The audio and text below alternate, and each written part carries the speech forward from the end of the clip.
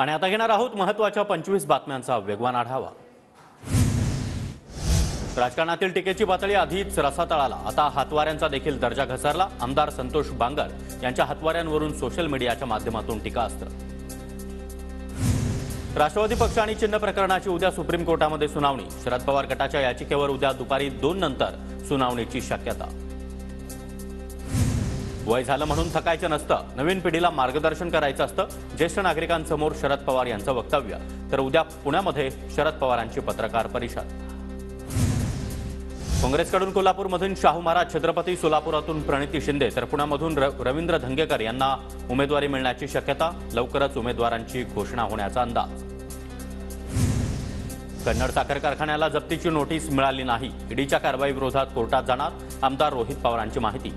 सरकार विरोधात बोलत असल्यामुळेच कारवाई, रोहित पवारांचा आरोप। सिंधुदुर्गच्या कुडाळमध्ये रस्त्याच्या भूमिपूजनासाठी आलेल्या आमदारांना स्थानिकांनी रोखलं। 8 वर्षांमध्ये आता गाव आठवलं का? ठाकरे गटाचे आमदार वैभव नाईकांविरोधात स्थानिकांचा रोष। डबल महाराष्ट्र केसरी चंद्रहार पाटील ठाकरे गटामध्ये प्रवेश करणार। मातोश्रीवर उद्या उद्धव ठाकरे यांच्या उपस्थितीमध्ये पक्षप्रवेश। चंद्रहार पाटील हे सांगली लोकसभा निवडणुकीसाठी इच्छुक असल्याची माहिती। सांगलीची जागा काँग्रेसकडेच राहील, विशाल पाटील दावेदार। आमदार विश्वजित कदम यांची माहिती।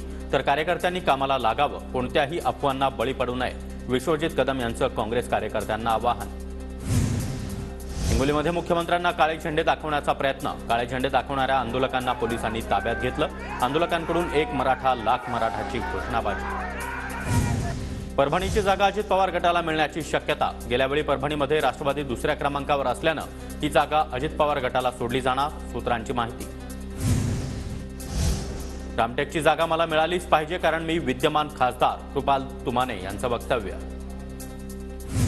2 वर्षांपासून पालिकेच्या निवडणुका रखडल्या, नगरसेवकांची निवडणूक लवकरात लवकर व्हावी, सुप्रिया सुळेंची सरकारकडे मागणी।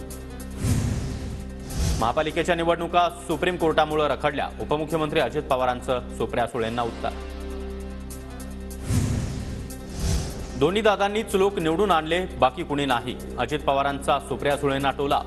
तर शरद पवारांनी कधीच ढवळाढवळ केली नाही हे सिद्ध झालं, सुप्रिया सुळेंचं प्रत्युत्तर।